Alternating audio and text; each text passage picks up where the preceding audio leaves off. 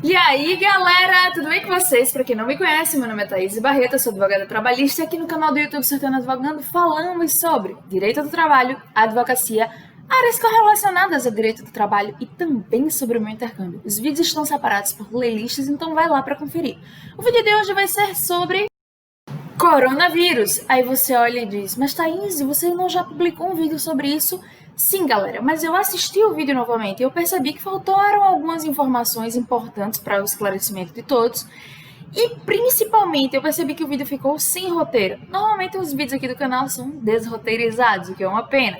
Mas às vezes eu consigo ser objetiva, às vezes eu não consigo ser tão objetiva. Então eu resolvi deletar esse vídeo e gravar um novo vídeo um pouco mais compacto e com informações que eu acho que são mais pertinentes. Então vamos lá?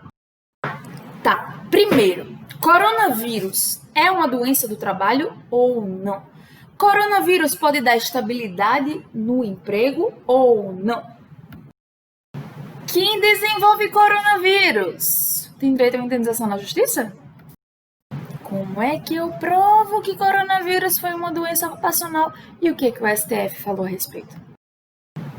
E o empregador tem a obrigação de me proteger contra o coronavírus? Vamos falar tudo sobre coronavírus agora do ponto de vista de relações trabalhistas. Primeiro, a medida provisória 927, no artigo 29, chegou e disse: os casos de contaminação por coronavírus não podem ser considerados doença do trabalho. Isso gerou uma discussão no Supremo Tribunal Federal. Por quê?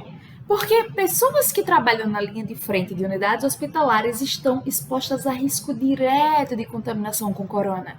E é um risco inerente à função dela. Então, se ela está ali trabalhando, exposta a um risco que é inerente à função, como é que eu posso dizer que essa doença não vai ser considerada uma doença do trabalho?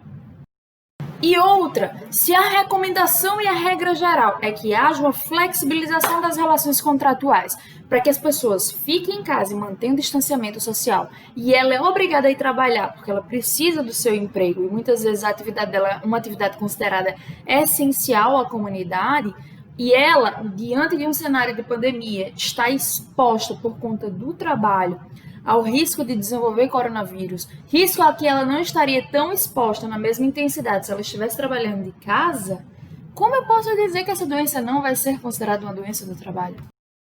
Por conta disso, o Supremo Tribunal Federal, no julgamento de 7 ações diretas de inconstitucionalidade propostas, concluiu que esse artigo da medida provisória 927 é inconstitucional, porque ela vai contra os objetivos da própria medida provisória, que é, através do valor social do trabalho e da garantia do alcance, da dignidade humana do trabalhador, preservar relações de emprego. O objetivo da medida provisória é conceder valor social ao trabalho, permitir que o trabalhador alcance a dignidade na condição de pessoa humana e assim mantenha o seu emprego.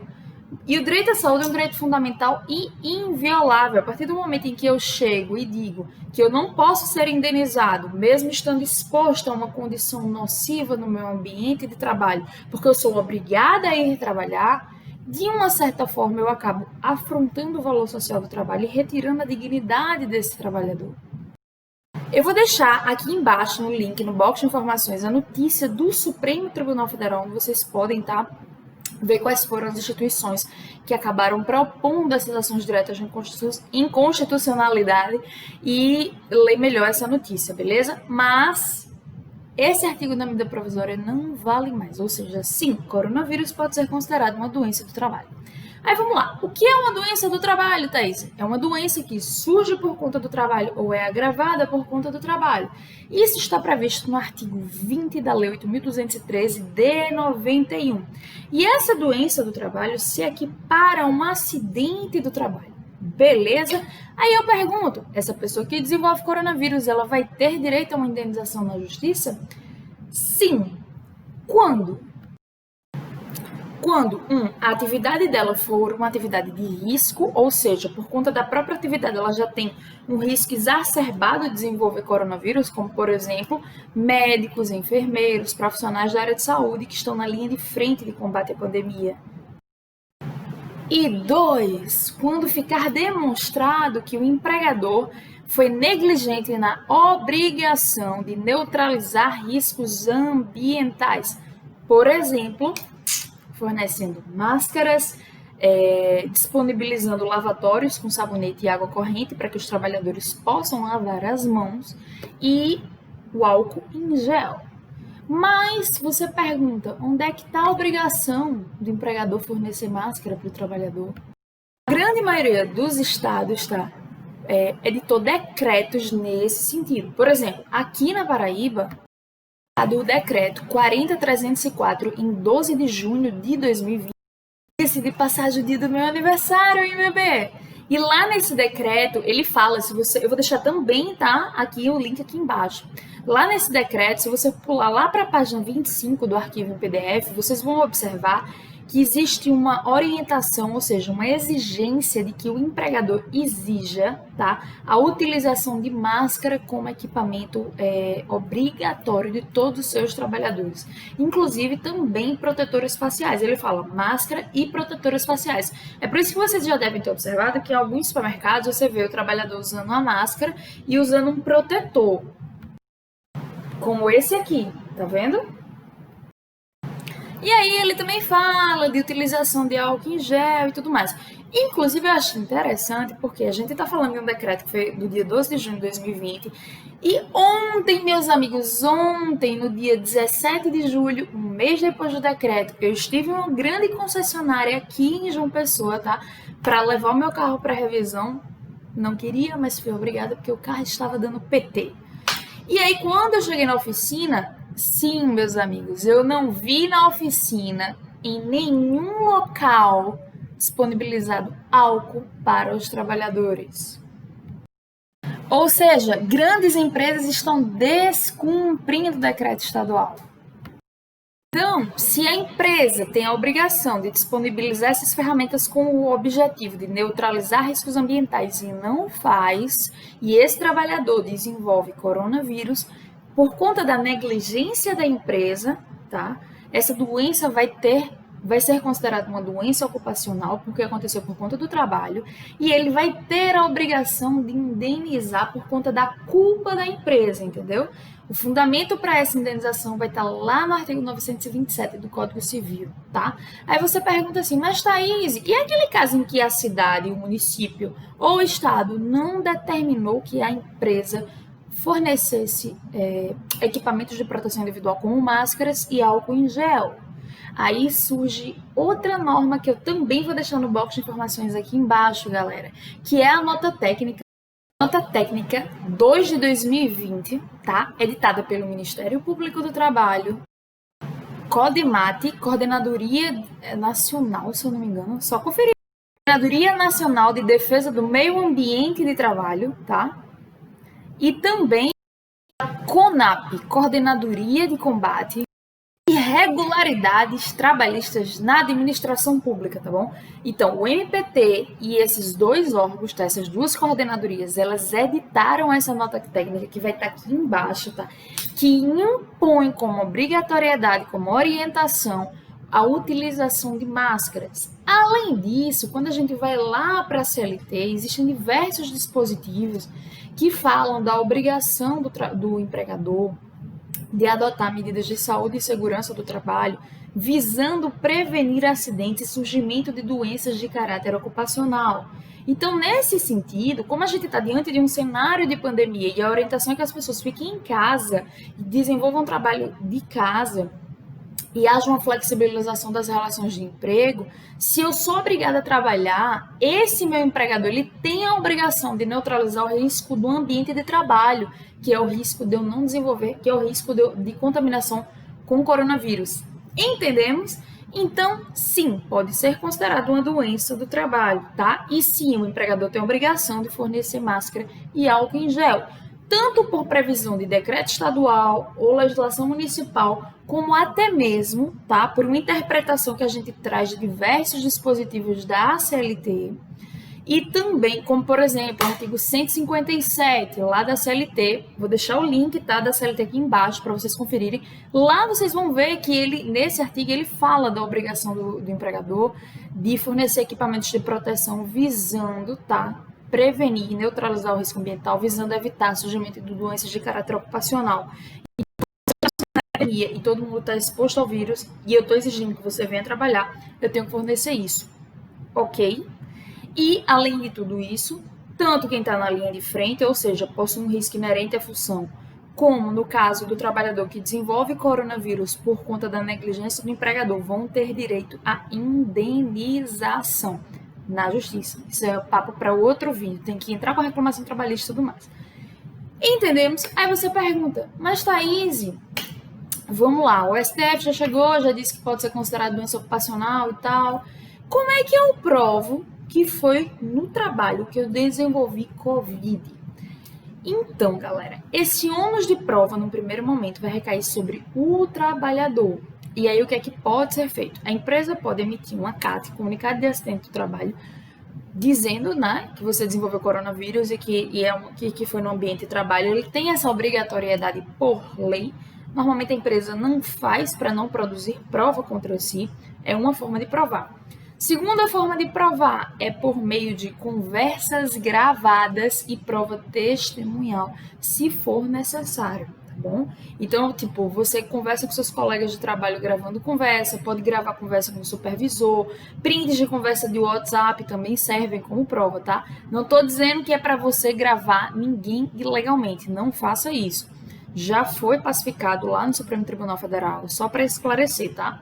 Que eu posso me gravar conversando com você. Eu só não posso gravar A e B sem que eles saibam, entendeu? Então, nada impede que o trabalhador use como prova prints de conversa que ele tem com o supervisor, com colegas de trabalho, sobre casos de outras pessoas que pegaram Covid lá no ambiente de trabalho. Gravação de matéria também, tá? Online.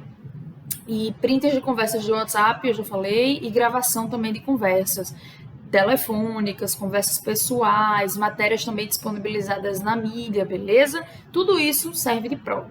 Aí vamos para a outra parte. Como é que se diz? Eu vou ter direito à estabilidade no emprego? Não. Não é bem assim. Vamos lá. Como eu já expliquei lá no meu Instagram, na última postagem que vocês já devem ter visto, essa semana passada, não sei quando é que você vai estar vendo esse vídeo de hoje, quem vai ter direito à estabilidade provisória de 12 meses, tá, na empresa, é o trabalhador que se afastar do emprego por conta de coronavírus, recebeu um auxílio-doença acidentário, ou seja, na espécie 91, e voltar ao trabalho. Quando acabar esse benefício dele, sim, ele vai ter direito a uma estabilidade de 12 meses. Se a empresa demitir ele antes de acabar esse período, a empresa vai ter que indenizar esse período, ela vai ter que pagar 12 meses de salário, férias, 13º, FGTS de todo o período, o FGTS do período que o trabalhador estava recebendo o auxílio-doença acidentário, entendemos?